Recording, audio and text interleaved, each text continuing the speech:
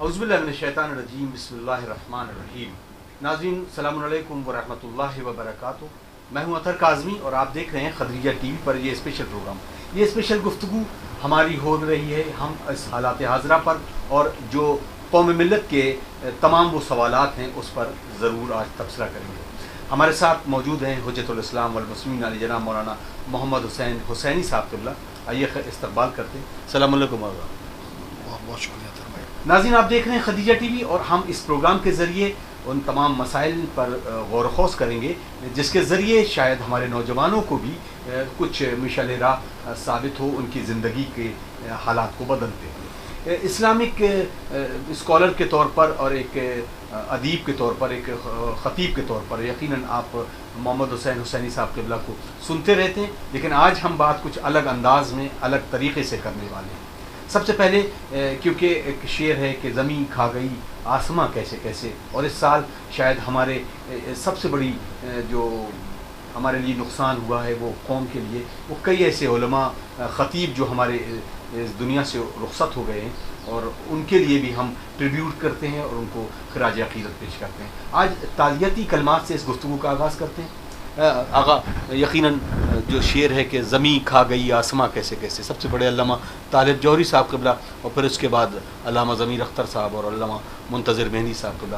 یہ خیر کیونکہ ہمارے خطے میں جہاں پر اردو بولی اور جانی جاتی ہے یہ بڑا نقصان ہے قوم کا. تو کس طریقے سے آپ اس کو دیکھتے ہیں اور کیسے اپنی تعزیتی کلمات کے ساتھ اس گفتگو کی آغاز کرتے ہیں؟ بسم اللہ الرحمن الرحیم. اطہر بھائی یہ جو شعر آپ نے پڑھا واقعاً یہ انہی حضرات کے لیے ہے جنہوں نے اپنی پوری زندگی جو ہے وہ مذہب اہل بیت علیہ السلام کی ترویج میں صرف کر دی اور گزار دی اور اس زندگی کو انہوں نے اہل بیت علیہ السلام کے نام کر دیا. بے شک. جو نام آپ نے پہلا لیا علامہ طالب جوہری صاحب قبلہ صرف اردو زبان میں نہیں جی بلکہ جہاں بھی علم دوست افراد پائے جاتے تھے جزاک اللہ, وہ چاہے جس زبان کے ہوں وہ علامہ طالب جوہری صاحب کو جانتے تھے پہچانتے تھے. اور بات رہی خطابت کی دنیا, چونکہ علامہ صاحب نے اپنی تمام تر زندگی کو خطابت کے طور پہ لا کے زمانے کے سامنے پیش کیا جی. اس لیے ہم صرف اتنا جانتے ہیں کہ علامہ طالب جوہری ایک بہترین خطیب تھے. نہیں, ایسا نہیں ہے کہ وہ صرف ایک بہترین خطیب تھے, وہ ایک بہترین ادیب بھی تھے, ایک بہترین مبلغ بھی تھے, ایک بہترین عالم بھی تھے. انہیں عربی ادب پہ بھی ان کا عبور تھا. خصوصاً انہوں نے پاکستان کے نیشنل چینل پہ برسوں جو ہے وہ تفسیر قرآن کا درس دیا ہے. وہ مفسر قرآن بھی تھے اور خصوصاً اگر آپ جائیں گے تو جو اساتذہ ہیں ان کے جنہوں نے انہیں اس مقام تک پہنچایا ہے اور جن کے سامنے انہوں نے زانو ادب طے کیا ہے وہ بھی وہ ہستیاں ہیں کہ جن کا نام آج پوری دنیا میں عزت اور احترام کے ساتھ لیا جاتا ہے. مثلاً آیت اللہ خوئی علیہ الرحمہ. آیت اللہ خوئی وہ شخصیت ہیں کہ اس وقت اس دور حاضر میں جتنے بھی مراجع ہیں سب آپ کے شاگرد ہیں. وہ چاہے جو ہو وہ کہیں نہ کہیں سے آپ کا شاگرد ہو. تو جب ایک بندہ ایسے شخص سے تربیت حاصل کر کے آتا ہے تو وہ پھر واقعاً اپنے اندر بہت سارے کمالات لے کے آتا ہے. مگر جس وقت علامہ طالب جوہری نے جو ہے وہ پاکستان کی زمین پر قدم رکھا, تعلق تو ان کا ہندوستانی سے تھا مگر چونکہ پاکستان چلے گئے تھے تو جب پاکستان میں رکھا تو وہ سمجھ چکے تھے کہ مجھے اگر اپنی صلاحیتوں کا اظہار کرنا ہے اور اپنی صلاحیتیں منوانا ہے تو صرف اس کا ذریعہ جو ہے وہ منبر حسین ہے. اور انہوں نے برسوں برس اس کام کو انجام دیا جو آج ہماری یعنی پوری قوم جس سے مانوس ہے, جسے ہم کہتے ہیں کہ خطیب. وہ خطیب شام غریبہ بھی تھے, وہ خطیب نشتر پارک بھی تھے. ان کی تمام مجالس جو ہیں وہ آپ دیکھیں گے یوٹیوب پہ موجود ہے. جو انہوں نے بات کی ہے وہ قرآن کی آیت سے کی ہے جی. انہیں جتنی غور سے شیعہ سنتے تھے اتنی ہی غور سے جو ہے وہ اہل سنت والجماعت سنتے تھے جی. وہ خالی ہم سمجھتے ہیں کہ ایک ٹوپی والے خطیب تھے, نہیں, ایک معمم تھے, ایک پڑھی لکھی شخصیت تھی. اور علامہ طالب جوہری صرف پاکستان کا نقصان نہیں ہے بلکہ تشیع کا نقصان ہے. شاید اب پوری صدی میں ہمیں کوئی ایسا دوسرا نام نہ مل پائے. جیسے ہمارے ہندوستان میں علامہ خطیب اکبر مرزا محمد اطہر صاحب تھے, خطیب اکبر چلے گئے, شاید اب ان کی جگہ کوئی نہ لے سکے. اسی طریقے سے پاکستان میں نہیں پوری دنیا میں علامہ طالب جوہری کی جگہ کوئی نہیں لے سکتا. नामुमकिन है। एक मुफक्किर, एक अदीब, एक हर नहज से, हर नहज अगर से आप यानी अब यही बात अगर हम रखें तो कल जिस तरीके से एक और फर्द जो हमारे बीच से दुनिया से उठ गया, डॉक्टर ज़मीर अख्तर जी, डॉक्टर ज़मीर अख्तर साहब जो हैं वो जो हैं खुसूसन हमें तो यहाँ लखनऊ में उन्हें सुनने का मौका मिला, आपने भी लखनऊ में उन्हें सुना होगा जी। उनका सबसे बड़ा कमाल ये था कि उन्हें मीर अनीस अल्लाह मकामों पे वो अबूर हासिल था शायद जो किसी और को नहीं था। वो पूरे पूरे मरसिए उनको हिफ्ज़ थे। और यहाँ उनका कमाल ये था कि जिस इमाम बारगाह में उन्होंने यहाँ खिताब किया तो उन्होंने उन्हीं शोरा को उन्वान बनाया जो वहाँ दफन थे। यानी उन्होंने कहा कि मैं इस आगा बाकर में मजलिस पढ़ रहा हूँ, यहाँ जो फला कब्र है वो फला शायर की है, और उनका कलाम ये उन्हें हिफ्ज़ था। यानी अगर हम उनकी तकारीर को देखें तो उनकी तकारीर जो थी वो उर्दू अदब और मीर अनीस, उन्होंने जितनी किताबें लिखी हैं खुसूसन मरसिए के हवाले से और उर्दू अदब के हवाले से जो है वो नायाब है, और उनका कोई जवाब नहीं है, उनका कोई सानी नहीं है। और खुसूसन 25 यानी शब 25 मुहर्रम में जो है उनकी तदफीन हुई है। पूरी दुनिया इस वक्त जानती है कि कराची के हालात क्या हैं, पाकिस्तान के हालात क्या हैं। खुदा पूरी दुनिया में अमन अमान रखे और मुसलमानों को मुत्तहिद होने की खुदा तौफीक अता फरमाए। और वो लोग जो मुसलमानों की शक्ल में और मुसलमानों के रूप में और मुसलमानों का वजूद बना के और हैकल बना के इख्तलाफ पैदा कर रहे हैं, खुदा उन्हें भी हिदायत दे। तो कल जितना बड़ा मजमा उनके तशिये जनाजा में और उनकी नमाज जनाजा में था वो भी देखने लायक था यकीनन वाक़ईन। इसका मतलब यह है कि अगर कोई इंसान खुलूस दिल से अहले बैत की खिदमत करता है और इमाम और मासूम और अहले बैत उसे कबूल करते हैं तो फिर वो नज़र आता है। इतना बड़ा मजमा नज़र आया। मेरा तो कहने का मकसद ये है कि शायद एक लफ्ज़ में अगर कहूँ तो बुरा ना होगा कि जितना मजमा मुखालिफीन अहले बैत ने दावत दे के बुलाया था उससे बड़ा मजमा जो है कराची में ज़मीर अख्तर साहब के जनाजे पे खुद ब खुद आ गया। जज़ाकल्लाह। शायद मौला यही दिखाना चाह रहे थे।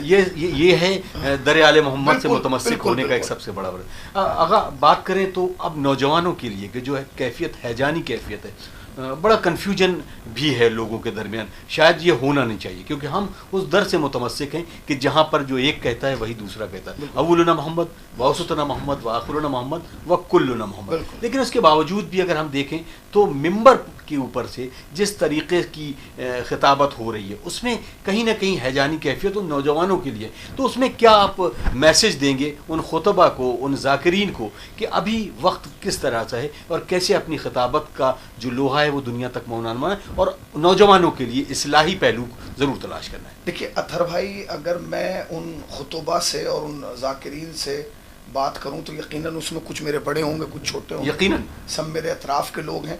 तो सबसे पहले तो मैं अपने जवानों से आपके चैनल के ज़रिए ये कहना चाहूँगा कि वो दो बातों का ख्याल रखें जी।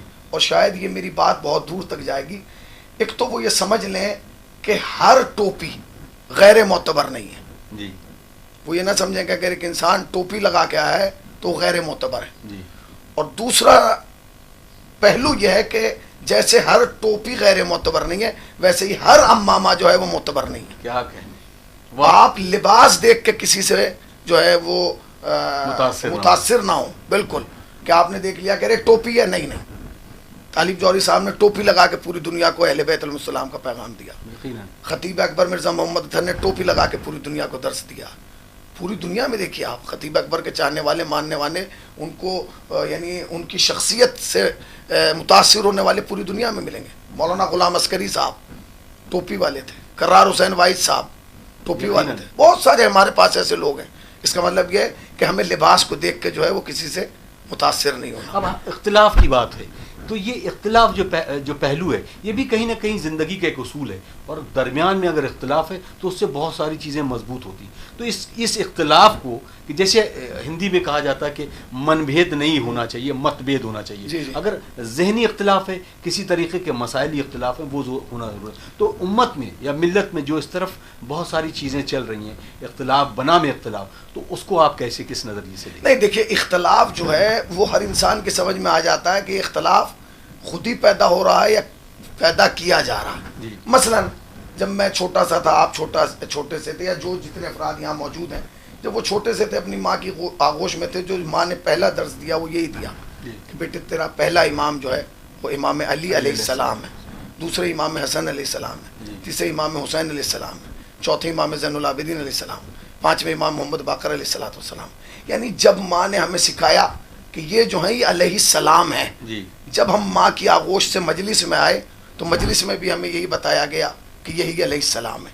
یہی علیہ السلام علیہ السلام علیہ السلام سنتے سنتے میں 35 سال کا ہو گیا ہوں، آپ 45 سال کے ہو گئے. اب اگر ہمارے 35 اور 45 سال ہونے کے بعد کوئی شخص یہ کہے کہ یہ رضی اللہ ہو سکتے ہیں، اس کا مطلب یہ ہے کہ یہ قوم کے درمیان، ملت کے درمیان اختلاف پیدا کرنا چاہ رہا ہے. یہ سیلف میڈ، بالکل بالکل بالکل، وہ چاہے جس لباس میں ہو. یقیناً یہی رضی اللہ کوئی برا لفظ نہیں ہے، مگر ایک فرق ہے. وہ فرق یہ ہے کہ یہ وہ لفظ تھا جو ان لوگوں کے، اب دیکھیں علیہ السلام میں اور رضی اللہ میں بالکل موٹا سا فرق. نہ مجھے کوئی حدیث بیان کرنا ہے، نہ کوئی آیت بیان کرنا ہے، میں بنیادی فرق یہ بیان کر رہا ہوں کہ ان لوگوں میں اور ان لوگوں میں فرق کیا ہے. وہ فرق یہ ہے کہ جو رسول اللہ کے دروازے پہ آ کے سلام کرتے تھے وہ رضی اللہ ہیں، جن کے دروازے پہ رسول جا کے سلام کرتے تھے وہ علیہ السلام. جزاک اللہ، سبحان اللہ. واہ واہ واہ. آپ قوم کو اپنے وجود سے، اپنے لباس سے متاثر نہیں کر سکتے. آپ ہماری تعلیمات کو جو ہمیں آغوش مادر سے دی جا رہی ہیں، آپ اسے ہم سے چھین نہیں سکتے. آج آپ نے، اگر آج میں اپنے بچے کو آج یہ بتاؤں کہ یہ رضی اللہ ہیں، امام حسین رضی اللہ ہیں، امام حسن رضی اللہ ہیں، حضرت علی رضی اللہ ہیں، کل جب وہ دوسری کتاب پڑھے گا وہ تو پڑھے گا کہ ان کے سامنے بھی رضی اللہ ہے. تو یہ جن کے سامنے رضی اللہ تھے یہ تو ہم جیسے تھے، ان کی حرکتیں ہم جیسی تھیں، ان کے افعال ہم جیسے تھے، ان کے کردار ہم جیسے تھے، یہ ہم ہی جیسے تھے. تو جب آج یہ علیہ رضی اللہ کو اپنے جیسا سمجھے گا تو اب جس کے سامنے بھی رضی اللہ لکھا جائے گا. تو آپ تو ایک بہت بڑا ورک کر رہے ہیں. آپ کے تو یعنی ذہنی طور پہ آپ لوگوں کو یہ آمادہ کرنا چاہ رہے ہیں کہ بس اب ان میں کوئی فرق نہیں ہے، سب ایک جیسے ہیں. نہیں ہو سکتا. اگر میں نے یہ لباس پہنا ہے تو میں نے یہ لباس اس لیے پہنا ہے کہ مجھے اہل بیت علیہ السلام کا تحفظ کرنا ہے. بے شک اہل بیت علیہ السلام کا نہیں کر سکتا، کم سے کم ان کے اقوال کا، ان کی بات کا، ان کے نام کا تو تحفظ کر سکتا ہوں. ان کے تحفظ کے لیے تو پروردگار عالم نے وعدہ کیا. تو قوم کو آپ کیوں لے جا رہے ہیں؟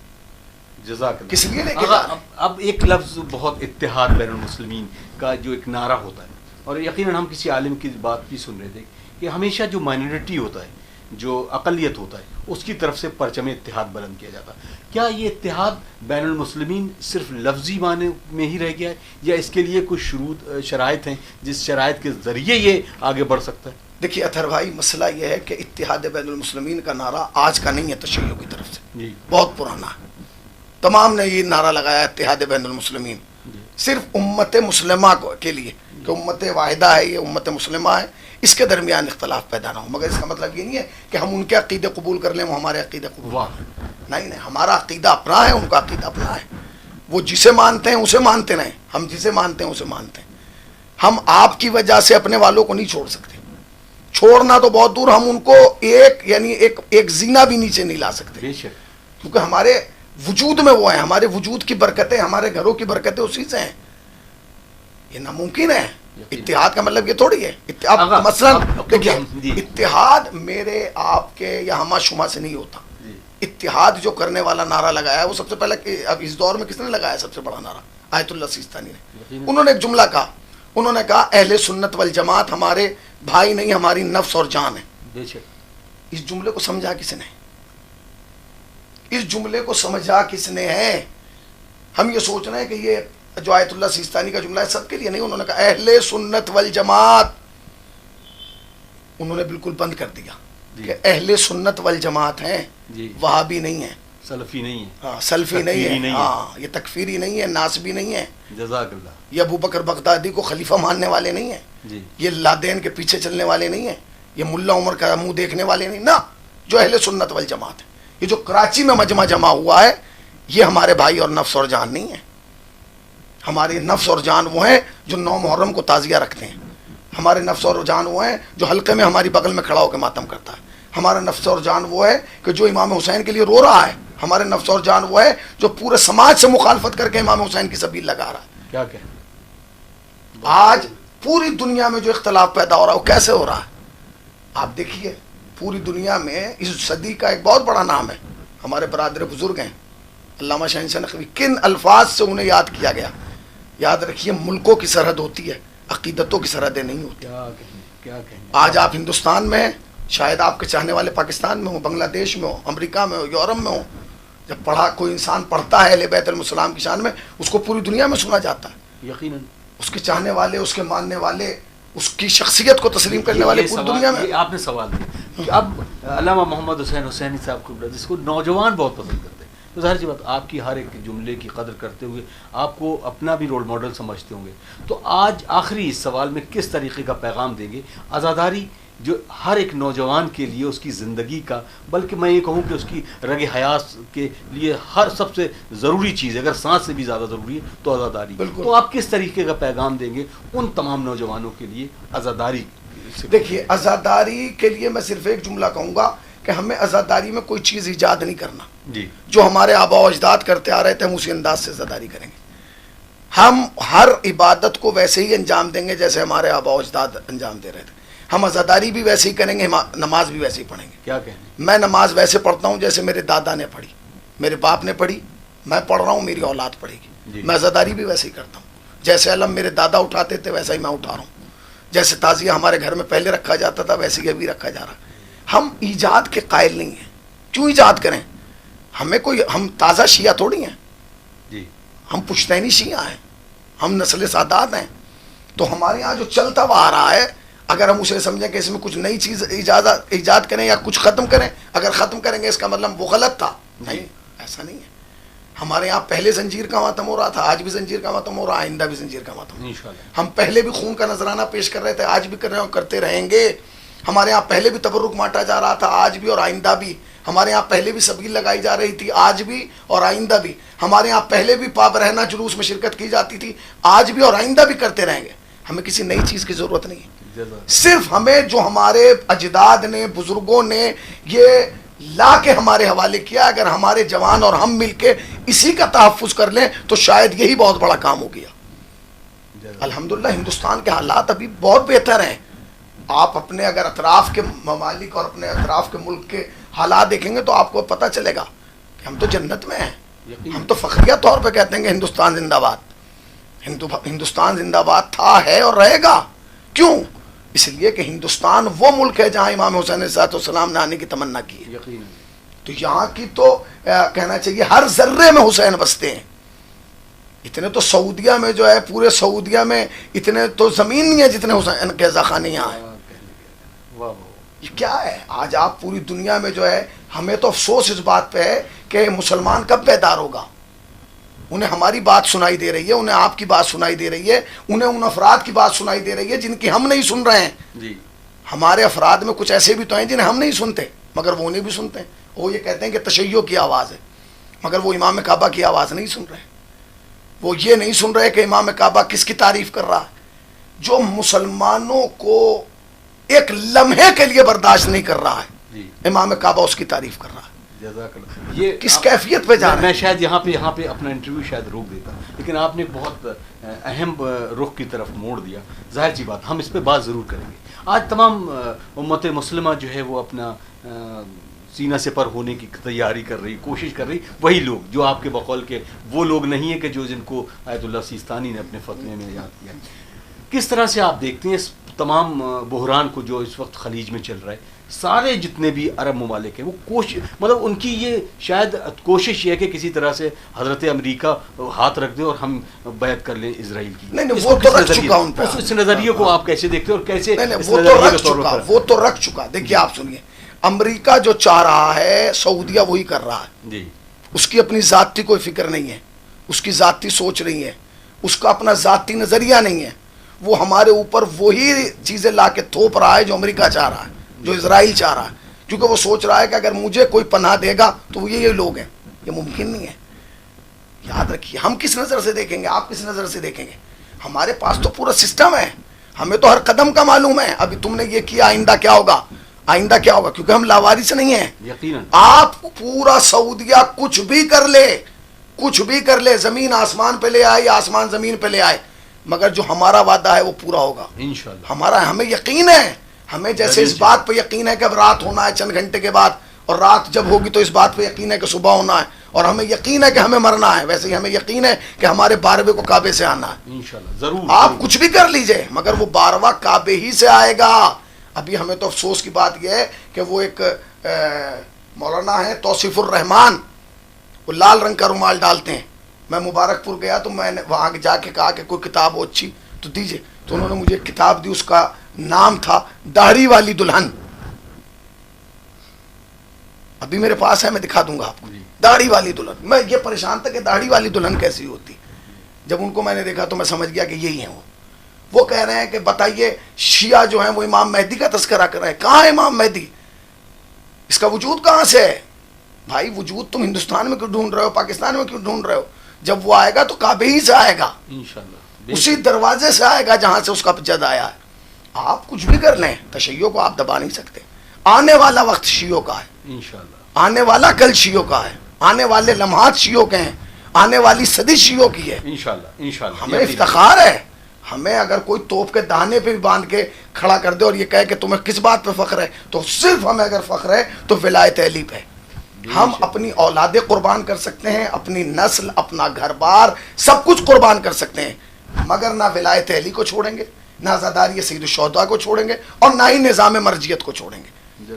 پوری دنیا پریشان اسی تین نظام سے۔ سبحان اللہ، بہت بہت شکریہ علامہ، آپ کا شکریہ، اتنی خوبصورت گفتگو، اور امید ہے کہ یہ گفتگو لوگوں تک بھی پہنچے اور لوگوں کے لیے مشعل راہ بنے، اور آپ کو جو نوجوان سنتے ہیں اس کا ایک الگ ہی طریقہ ہے۔ تو ناظرین، ہم سے محو گفتگو تھے علامہ مولانا سید محمد حسین حسینی صاحب قبلہ، جو مظفر نگر سے تشریف لائے تھے، اور آج یقیناً ہمارے لیے باعث سعادت کے انہوں نے ہمیں وقت دیا، اور اس سے پر لطف اور پر نور گفتگو جو آپ تمام ناظرین کی خدمت میں پیش کرنے کی سعادت حاصل کی۔